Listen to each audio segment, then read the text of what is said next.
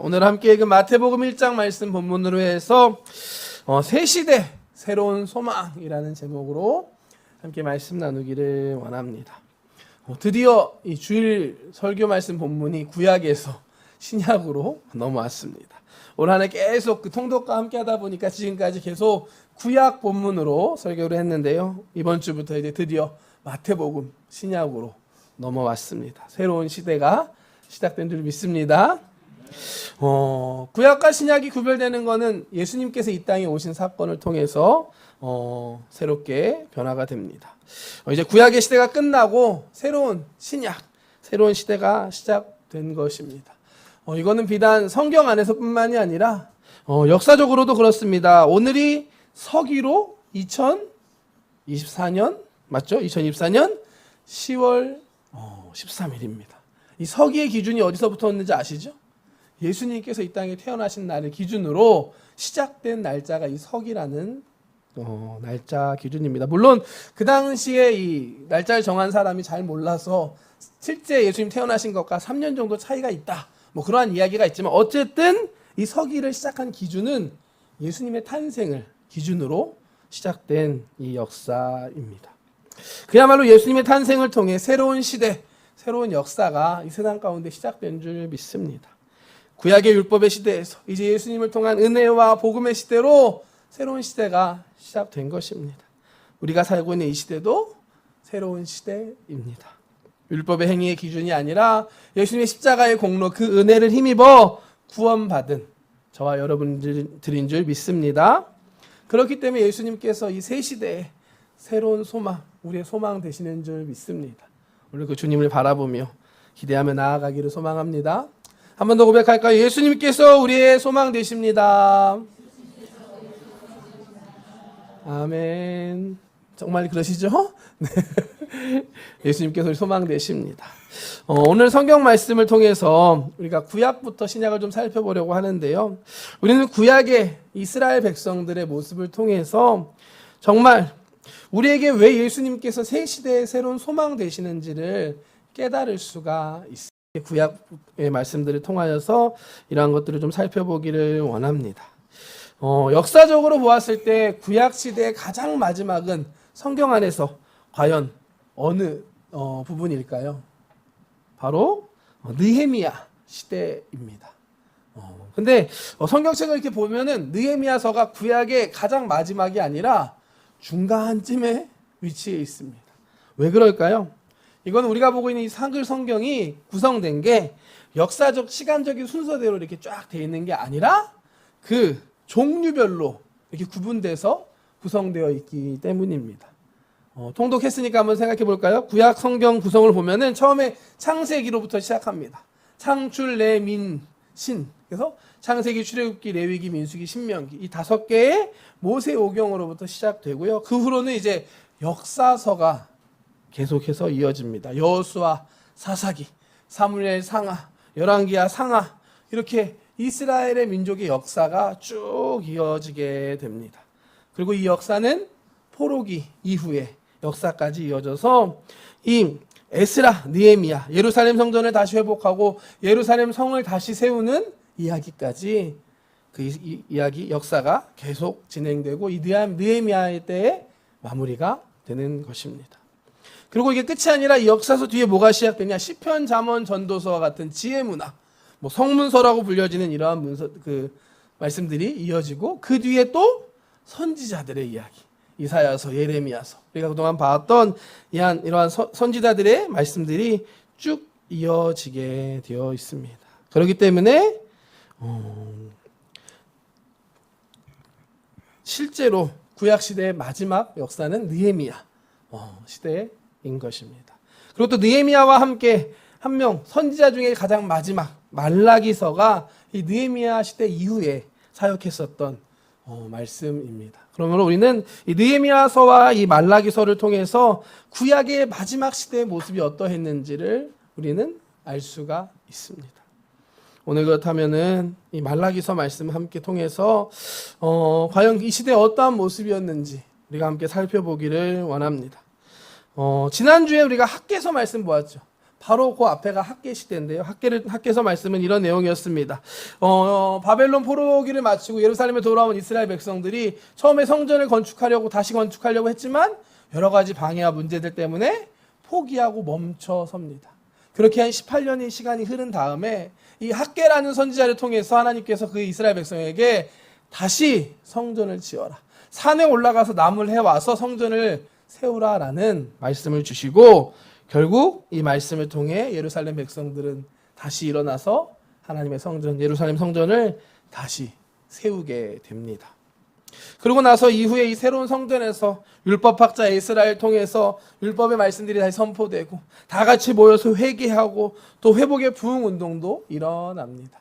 그의 느헤미야라는 사람을 통해서 다시 무너졌던 예루살렘 성벽까지도 회복되는 역사가 기록되어 있습니다.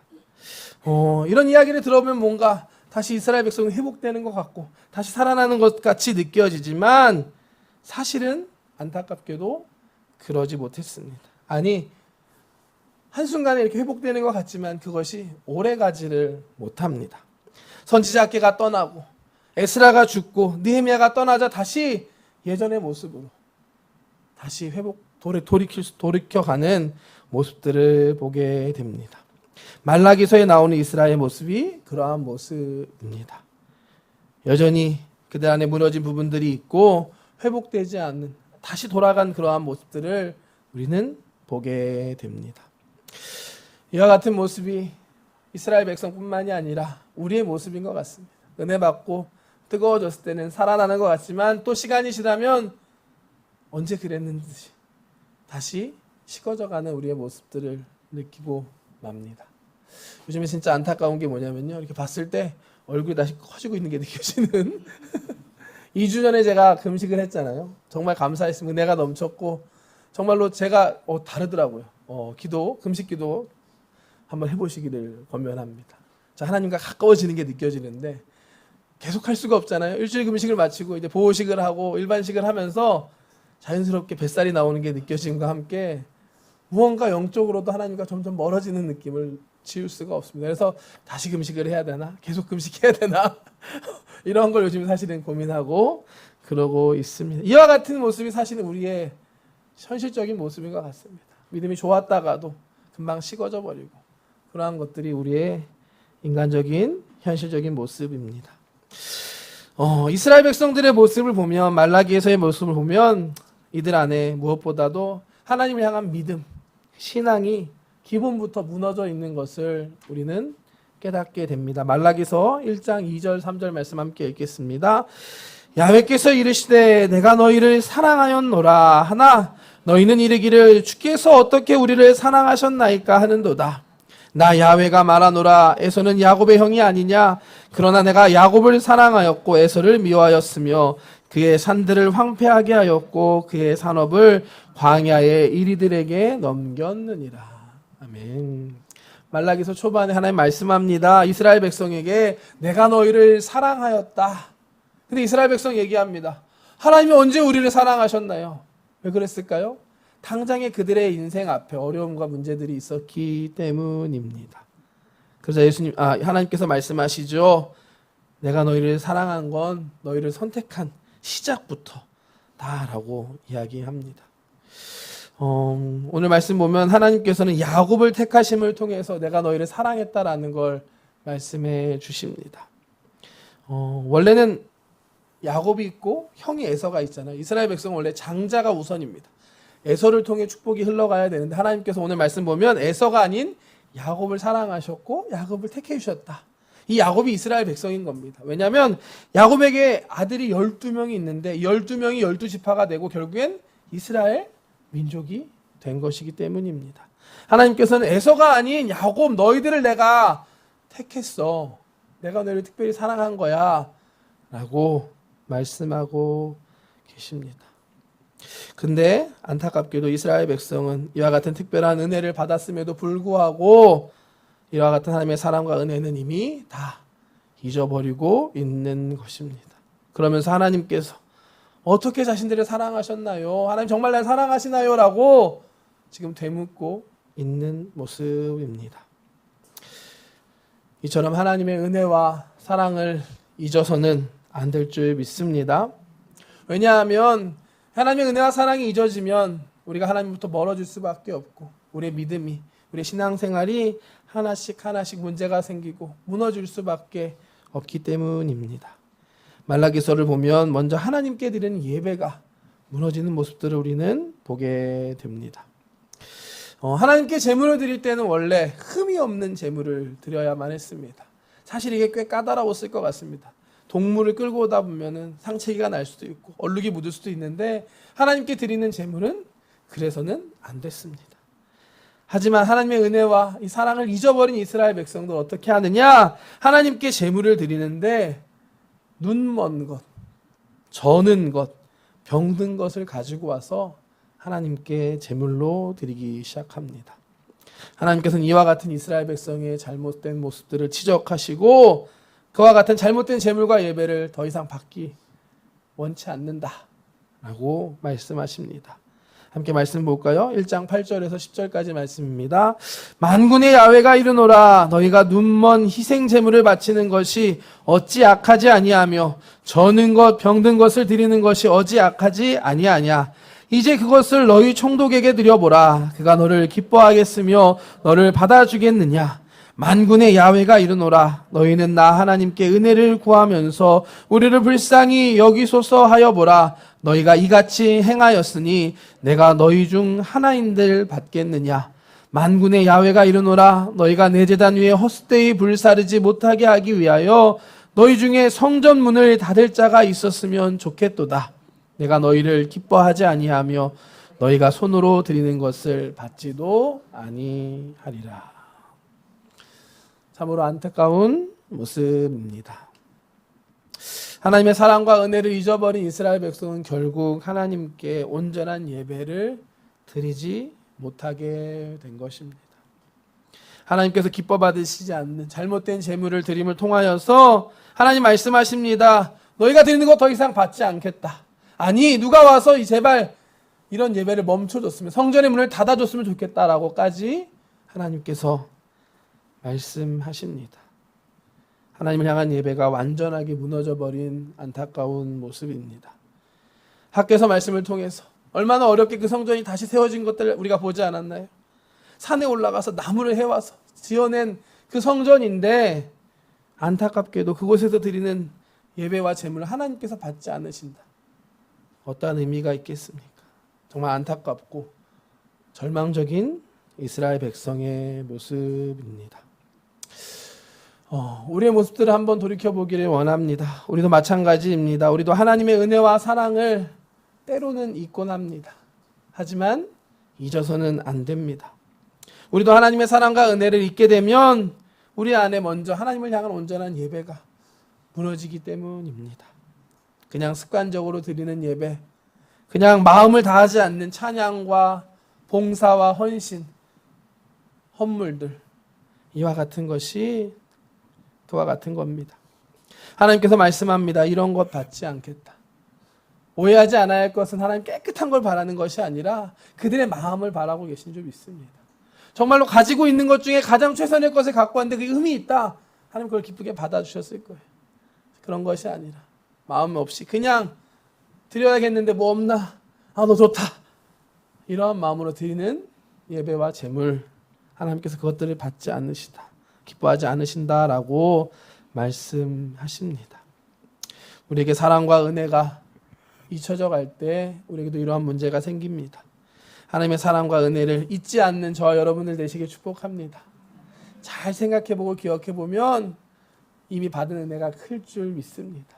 그 안에서 그 은혜를 누리면서 마음을 다해 힘을 다해서 하나님을 찬양하고 예배하고 하나님을 섬기며 나아갈 수 있는 저와 여러분들 되시기를 주님의 이름으로 축복합니다.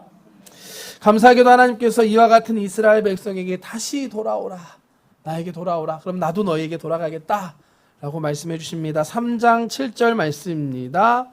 만군의 야훼가 이르노라 너희 조상들의 날로부터 너희가 나의 규례를 떠나 지키지 아니하였도다. 그런즉 내게로 돌아오라, 그리하면 나도 너희에게로 돌아가리라 하였더니 너희가 이르기를 우리가 어떻게 하여야 돌아가리까 하는도다. 하나님 말씀하시죠. 너희가 원래 조상 때부터 내 규례를 지키지 않았다. 그런즉 나에게 다시 돌아와라. 그러면 내가 너희에게 돌아가겠다. 이렇게 말씀하십니다. 그러자 이스라엘 백성은 어떻게 하여야 하나님께 돌아갈 수 있습니까? 그 방법을 물어봅니다. 이에 대한 하나님 말씀은 우리가 잘 아는 11조에 대한 헌물에 대한 말씀을 가르쳐 주십니다. 하나님께서 이스라엘 백성에게 온전한 11조, 온전한 봉헌물을 드려라. 이것이 바로 하나님께 돌아가는 회복의 방법이다라고 말씀해 주십니다. 말라기 3장 8절부터 10절까지 말씀 함께 보겠습니다. 사람이 어찌 하나님의 것을 도둑질하겠느냐? 그러나 너희는 나의 것을 도둑질하고도 말하기를 우리가 어떻게 주의 것을 도둑질하였나이까 하는도다. 이는 곧 11조와 봉헌물이라. 너희 곧 온 나라가 나의 것을 도둑질하였으므로 너희가 저주를 받았느니라. 만군의 야훼가 이르노라. 너희의 온전한 11조를 창고에 들여 나의 집에 양식이 있게 하고 그것으로 나를 시험하여 내가 하늘문을 열고 너희에게 복을 쌓을 곳이 없도록 붙지 아니하나 보라. 아멘. 많이 들어보신 말씀이죠. 11조 설교하실 때 많이 하시는 말씀입니다. 하나님께서 이스라엘 백성에게 어떻게 돌아갈 수 있습니까? 라고 물어볼 때 가르쳐 주신 말씀이 바로 이 11조에 대한 말씀입니다. 하나님께 온전한 11조, 온전한 봉헌물을 드림으로 나에게 돌아오라. 말씀하시면서 또한 얘기하십니다. 하나님을 시험해보라. 말씀합니다. 내가 너에게 복 주는지 안 주는지 한번 드려보라라는 말씀을 우리에게 주십니다. 근데 이 말씀 우리가 오해하면 안 될 것이 진짜 하나님 시험해보라는 뜻이 아니라 그만큼 우리에게 강하게 말씀하고 계신 겁니다. 너희가 온전한 11조, 온전한 봉헌물, 온전한 예배, 온전한 마음을 하나님께 드릴 때 내가 너희들을 반드시 복주겠다 라고 하나님께서 우리에게 약속해 주고 계시는 말씀인 줄 믿습니다. 11조 말씀을 드리면 우리가 대표적으로 오해하는 몇 가지가 있습니다. 먼저는 11조 이야기하면 내가 가진 거의 10분의 1을 떼어서 하나님께 드린다라고 여길 수가 있습니다.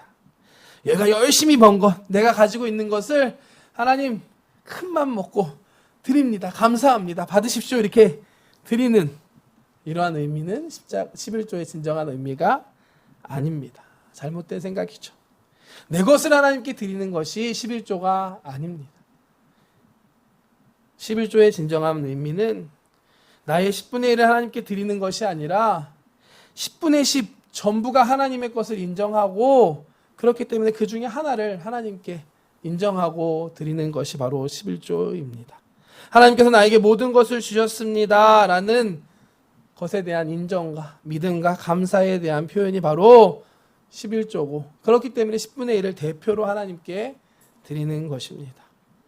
그러므로 사실 11조라는 것은 10분의 1뿐만이 아니라 내 모든 걸 하나님께 드립니다 라는 믿음의 표현인 것입니다.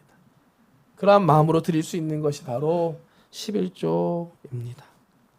그렇기 때문에 하나님께서 그 11조를 통하여서 너희가 회복될 수 있고 그렇게 드릴 때 내가 너희에게 복을 주겠다라고 우리에게 말씀하는 줄 믿습니다. 또 한 가지 11조에 대한 잘못된 생각은 우리가 복받기 위해서 11조를 하나님께 드린다라고 생각하는 것입니다. 예전에 청년회 때 그런 것 많이 경험했던 것 같습니다. 요즘에 왜 이렇게 힘든 것 같지 경제적으로? 생각해보니까 지난달 11조를 까먹었네. 여러분 그런 경험 있지 않으시나요? 그럼 11조를 드리고 다시 뭔가 회복되는 것을 느끼곤 했던 기억이 저도 있습니다. 하지만 우리가 하나님께 11조 드리는 목적이 하나님께 큰 축복을 받기 위해서 드리는 것은 아닐 줄 믿습니다. 목적이 중요합니다. 흥부와 놀부 이야기 아시죠? 똑같이 새 다리를 고쳐주지만 그 목적이 참 중요한 것입니다. 불쌍한 마음으로 그 새를 고쳐주는 흥부와 흥부가 복받은 거 보고 나도 복받아야지 그 부러뜨리고 다시 고쳐주는 놀부는 다를 수밖에 없습니다. 순서가 목적이 중요한 줄 믿습니다. 우리가 진정한 믿음으로 하나님 감사합니다. 내게 주신 것 다 하나님의 은혜입니다. 하나님께 기쁨으로 드립니다 하고 전부를 드리는 마음으로 하나님께 드릴 때 하나님 것을 기뻐 받으시고 당연히 우리에게 더 큰 은혜와 축복을 내려주실 줄 믿습니다. 하나님께서는 이스라엘 백성에게 잘못된 믿음, 무너져 있는 그들의 하나님 향한 믿음과 그런 예배와 제물을 온전한 11조를 통하여서 회복하고 다시 하나님께 돌아오라라고 말씀하고 계시는 것입니다. 그렇기 때문에 21조는 우리의 신앙생활의 가장 기본적인 것 중에 하나라고 저는 믿습니다. 믿음으로 기쁨으로 하나님께 온전한 11조를 드릴 수 있는 여러분들 되시기를 주님의 이름으로 축복합니다. 축복합니다. 네, 제 생애 첫 번째 11조 설교였습니다. 저도 11조 관련해서 한 가지 예전에 깨달았던 것이 하나 있는데요. 원고에 없는 건데 갑자기 나누고 싶은 마음이 들어서 나눕니다. 제가 예전에 군대를 제대하고 나서 여의도에서 찬양 사역을 할 때였습니다.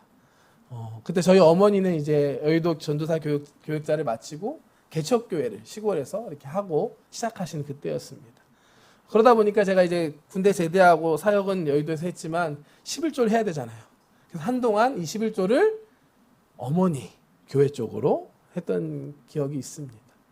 당연히 그때는 뭐 이게 크게 잘못된 거 어차피 드리는 거 하나님 드리는 거니까라는 마음으로 드렸는데 언젠가 말씀을 통해서 이렇게 11조에 대한 말씀을 듣게 하시는데 11조는 그 자기가 섬기는 교회에 드려야 한다라는 말씀을 주시는 거예요. 고민과 갈등이 시작됐습니다.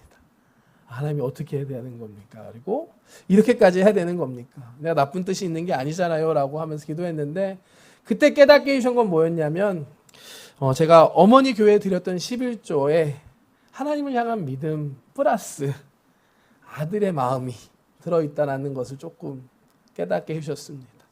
그러고 나서 알게 된 건 이건 아니구나. 하나님께 온전한 걸 드리지 못했구나라는 걸 다시 깨닫게 됐고 다시 어머니께 말씀드리고 제가 섬기던 여의도 사실 여의도 큰 교회잖아요. 제가 이걸 드리든 안 드리든 전혀 뭐 없습니다. 근데 하나님이 그러신다고 저는 믿습니다. 여의도뿐만이 아니라 하나님 돈이 없어서 우리에게 11조 내라고 하시는 게 아니죠. 하나님 원하시는 건 우리에게 하나님 향한 온전한 믿음과 그 마음이라고 저는 믿습니다.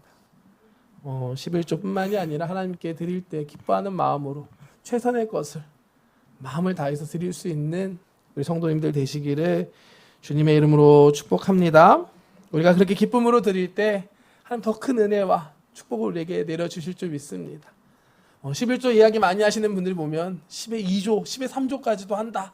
이런 분들도 계시거든요. 우리 기조 성전의 성도님들 가운데 그러한 축복을 많이 받는 분들이 세워지기를 소망하고 주님의 이름으로 축복합니다. 아멘. 하나님께서는 이스라엘 백성에게 온전한 11조와 헌물을 통해 회복하고 다시 돌아오라라고 말씀하십니다. 하지만 이스라엘 백성은 결국 그렇게 하지 못합니다. 하나님의 부르심에 제대로 순종으로 반응하지 못합니다.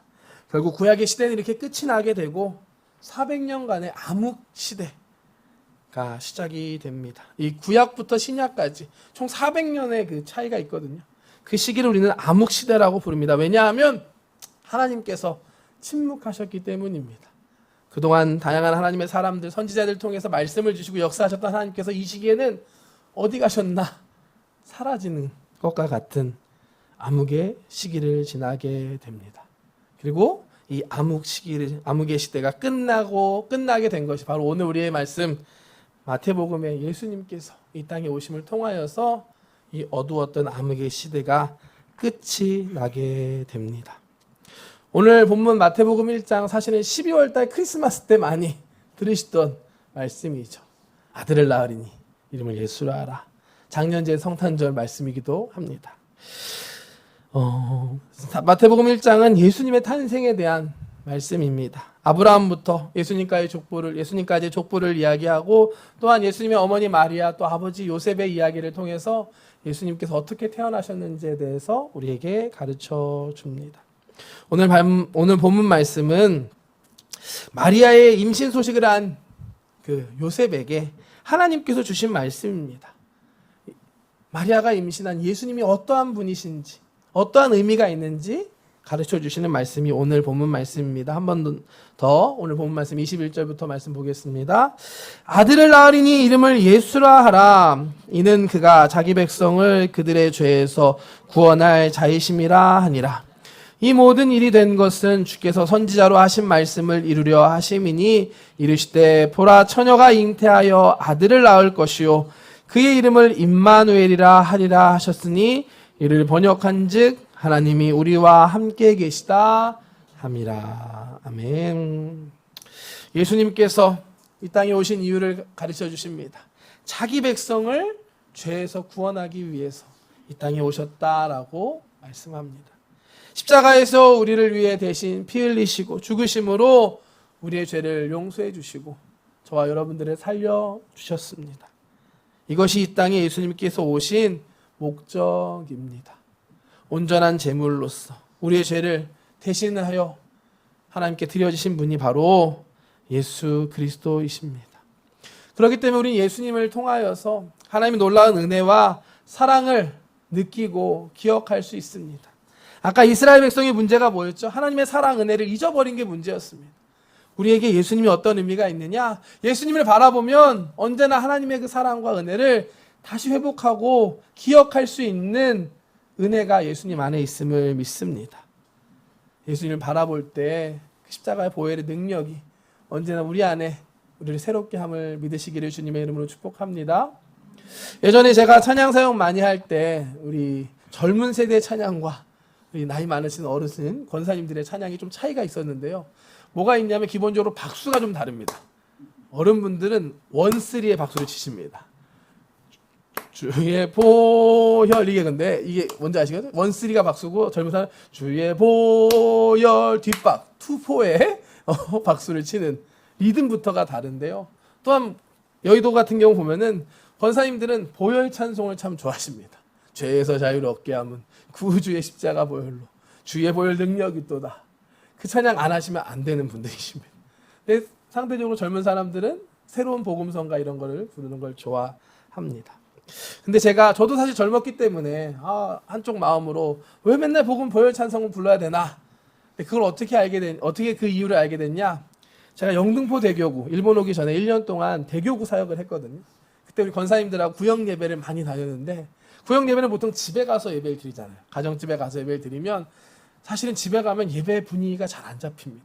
뭔가 어수나기도 하고 그런데 그때가 되면 나이가 제일 많으신 권사님이 찬양을 시작하십니다.